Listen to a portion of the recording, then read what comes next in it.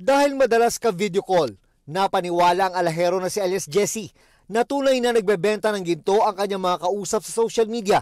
Nakikita ko po yung napakita po nila sa akin through video call, kaya medyo napapanatag po ako. Nagpakita si alias Jesse sa isa sa mga suspect na si alias Nena sa Caloocan para matuloy ang kanilang transaksyon. Pero walang nagpakita na may dalang ginto. Sa halip, 4 na lalaking nakamotorsiklo ang gumulat kay Jesse at kanyang kasama.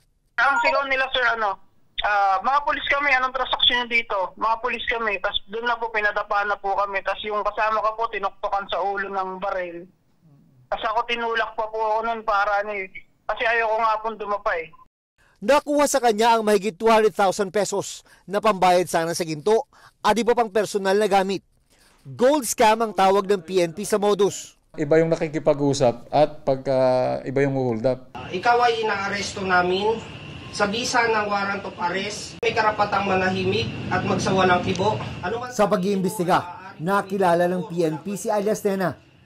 Meron na siyang warrant of arrest para sa iba pang kaso, kaya inaresto noong October 24, pero nakapagpiyansa rin. Nakilala na rin ng PNP ang mga kasabwat niyang humold up sa biktima. Usually yung mura tapos akala mo magandang offer, yan yung nakaka-inganyo. Kaya maraming manluloko talaga.